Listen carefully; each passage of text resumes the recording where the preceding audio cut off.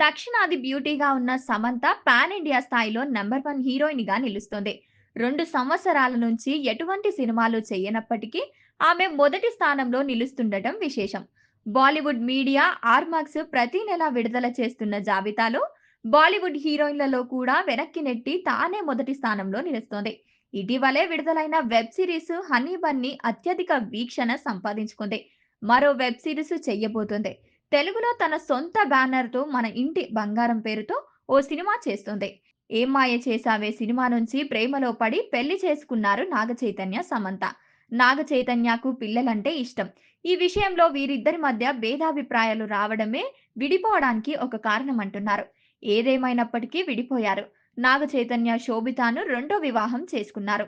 ప్రస్తుతం సామాజిక మాధ్యమాల్లో సమంత గర్భిణిగా ఉన్న ఫోటోలు వైరల్ అవుతున్నాయి. ఈ ఫోటోలను చూసిన అభిమానులు షాక్ అవుతున్నారు. నాగచైతన్యతో విడాకులు తీసుకున్న తర్వాత తనకు మాతృత్వంలోని మధురిమను ఆస్వాదించాయని అందరూ సమంత ఓ ఇంటర్వ్యూలో చెప్పింది. ఇప్పుడు ఆ ఫోటోలను చూసిన అభిమానులు వాటిని గుర్తు చేసుకుంటున్నారు.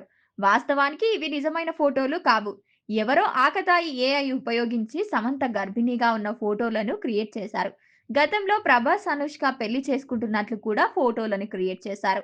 4 రోజుల క్రితం మహమ్మద్ షామి, సానియా మిర్జా పెళ్లి జరిగినట్లు, వారిద్దరూ పలుచోట్ల కలిశారంటూ కొన్ని ఫోటోలను ఏఐతో క్రియేట్ చేశారు. సమంత బేబీ బంప్ ఫోటోలను సృష్టించి సోషల్ మీడియాలో పోస్ట్ చేశారు. గతంలో కూడా సమంత గర్భిణి అంటూ తప్పుడు ప్రచారం చేశారు.